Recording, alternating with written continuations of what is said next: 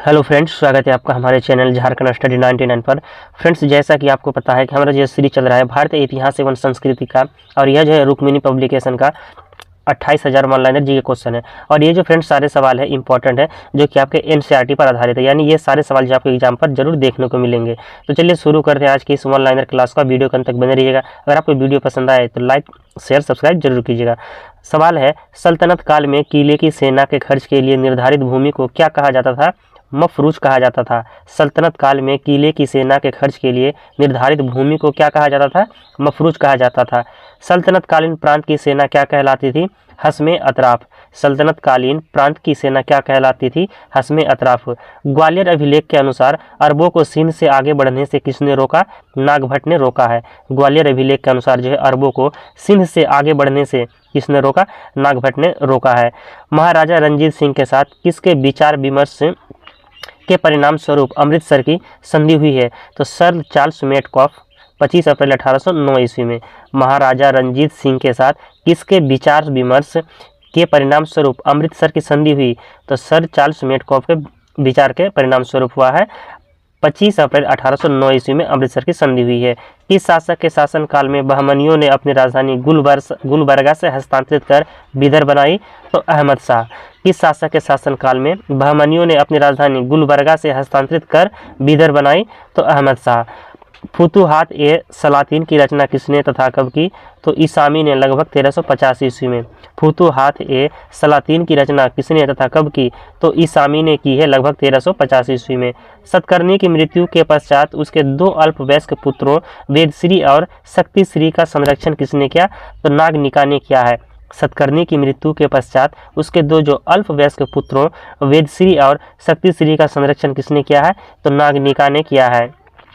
हाल ने गाथा सप्तशती नामक ग्रंथ की रचना किस भाषा में की? प्राकृत भाषा में। कवि हाल ने गाथा सप्तशती नामक ग्रंथ की रचना किसने की है? प्राकृत भाषा में। कौन सा शासक प्रत्येक 5वें वर्ष प्रयाग में धार्मिक सम्मेलन क्या करता था? हर्षवर्धन। कौन सा शासक प्रत्येक 5वें वर्ष प्रयाग में धार्मिक सम्मेलन क्या करता था? हर्षवर्धन। भुवनेश्वर तथा पुरी के मंदिर किस शैली में निर्मित है? नागर शैली में। भुवनेश्वर तथा पुरी के मंदिर किस शैली में निर्मित है? नागर शैली में।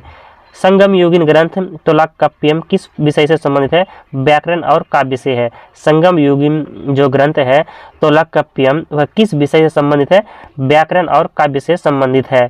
सोनगिरी का ऐतिहासिक दिगंबर जैन तीर्थस्थल किस राज्य में स्थित है? मध्य प्रदेश में। सोनगिरी का ऐतिहासिक दिगंबर जो जैन तीर्थस्थल है किस राज्य में स्थित है? मध्य प्रदेश में। महाराष्ट्र में गणपति पर्व का श्री गणेश राष्ट्रीय चेतना लाने के लिए किसने किया था? बाल गंगाधर तिलक ने। महाराष्ट्र में गणपति पर्व का श्री गणेश राष्ट्रीय चेतना लाने के लिए किसने किया था? बाल गंगाधर तिलक ने। आजीवक संप्रदाय के संस्थापक कौन थे? मक्खलीपुत्र गोसाल। आजीवक संप्रदाय के संस्थापक कौन थे? मक्खलीपुत्र गोसाल। अंग्रेजों के शासनकाल में भारत के आर्थिक दोहन के सिद्धांत का प्रतिपादन किसने किया था? दादाभाई नौरोजी ने। Poverty and un British rule in India नामक अपनी पुस्तक में। तो दादाभाई नौरोजी की पुस्तक क्या है?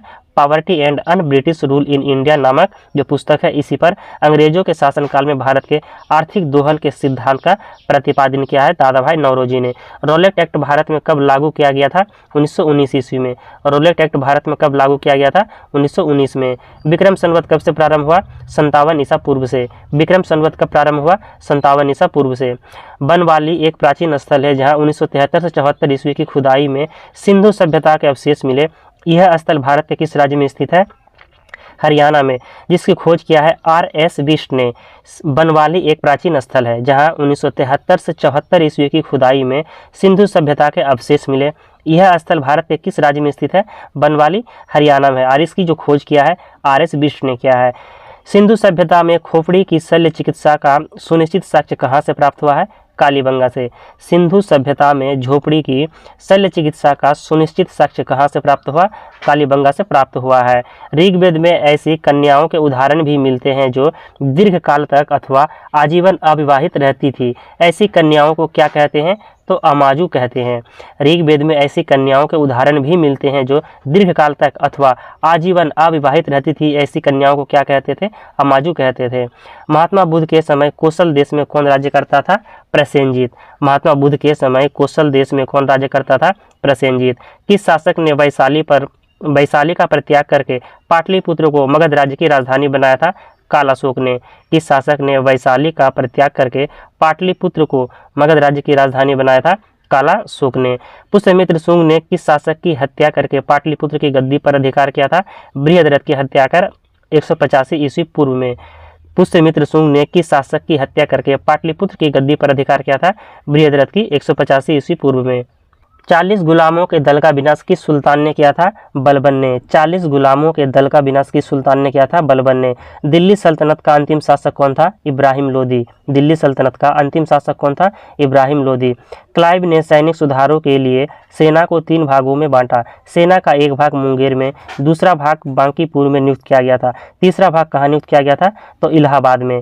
क्लाइव ने यानी रॉबर्ट क्लाइव ने सैनिक सुधारों के लिए सेना को 3 भागों में बांटा। सेना का एक भाग मुंगेर में, दूसरा भाग बांकीपुर में और तीसरा भाग कहाँ नियुक्त किया गया था? तो इलाहाबाद में नियुक्त किया गया था।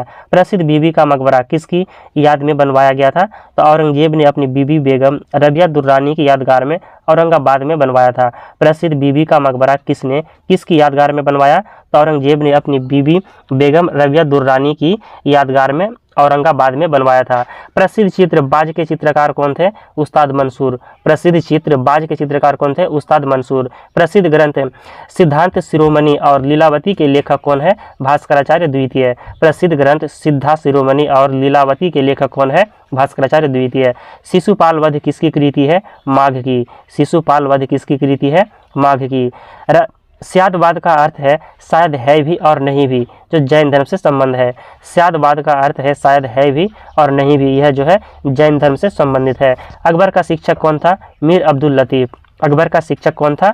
मीर अब्दुल लतीफ़। प्रसिद्ध कोहिनूर हीरा शाहजहां को किसने भेंट किया था? मीर जुमला ने। प्रसिद्ध कोहिनूर हीरा शाहजहां को किसने भेंट किया था? मीर जुमला ने। शाहजहां के महाकवि राय की पदवी किसको दी थी? पंडित जगन्नाथ को। शाहजहां ने महाकवि राय की पदवी किसको दी थी? पंडित जगन्नाथ को दी थी। अकबर के समय बनी पहली महत्वपूर्ण इमारत क्या थी? हुमायूं का मकबरा। अकबर के समय बनी पहली महत्वपूर्ण इमारत थी हुमायूं का मकबरा। कौन सा मुगल शासक शाही दरवेश एवं जिंदा पीर के नाम से जाना जाता था? औरंगजेब।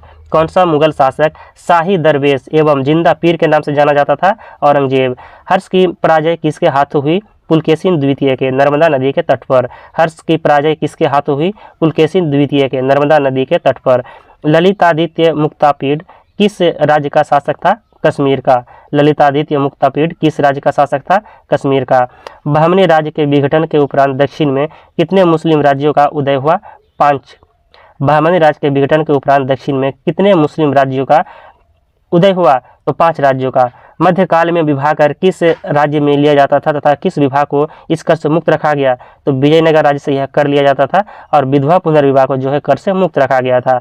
मध्यकाल में विवाह कर किस राज्य में लिया जाता था तथा किस विवाह को इस कर से मुक्त रखा गया था? विजयनगर राज्य और विधवा पुनर्विवाह। प्राचीन भारतीय चिकित्सक चरक किस शासक के दरबार में थे? कनिष्क के दरबार में। प्राचीन भारतीय शासक चरक किस शासक के दरबार में थे? कनिष्क के दरबार में। अकबर के शासनकाल में पुनर्गठित केंद्रीय प्रशासन तंत्र के अंतर्गत मीर बख्शी किस विभाग की देखरेख करता था? सैनिक विभाग की। अकबर के शासनकाल के पुनर्गठित केंद्रीय प्रशासन तंत्र के अंतर्गत मीर बख्शी किस विभाग की देखभाल करता था? सैनिक विभाग की। मीर बख्शी सैनिक विभाग। त्रिचनापल्ली के घर में क्लाइव ने किसकी रक्षा की? मोहम्मद अली की। त्रिचनापल्ली के घर में क्लाइव ने किसकी रक्षा की? मोहम्मद अली की। ऋग्वेद में हिरण्यगर्भ की उपाधि किससे दी गई है? इंद्र को।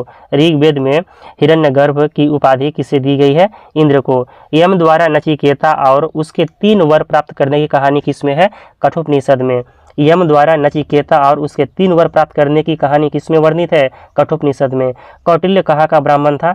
पाटलिपुत्र का। कौटिल्य कहाँ का ब्राह्मण था? पाटलिपुत्र का। कौमुदी महोत्सव नामक पुस्तक किस शासक की सफलताओं और उपलब्धियों का वर्णन करती है? चंद्रगुप्त की।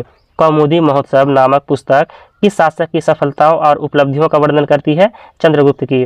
कल्हन की राजतरंगिणी में वर्णित अंतिम शासक कौन है? तो जयसिंह है। कल्हन की राजतरंगिणी में जो वर्णित अंतिम शासक कौन है? जयसिंह है। कुतुबुद्दीन का मकबरा कहाँ स्थित है? लाहौर में। कुतुबुद्दीन का मकबरा कहाँ स्थित है? लाहौर में। रजिया की असफलता का सबसे बड़ा कारण माना जाता है नारी होना। रजिया सुल्तान की असफलता का सबसे बड़ा कारण माना जाता है नारी होना। दिल्ली के किस सुल्तान ने अपने सिक्के से खलीफा शब्द हटाया? मोहम्मद बिन तुगलक ने। दिल्ली के किस सुल्तान ने अपने सिक्के से खलीफा शब्द हटाया? मोहम्मद बिन तुगलक ने।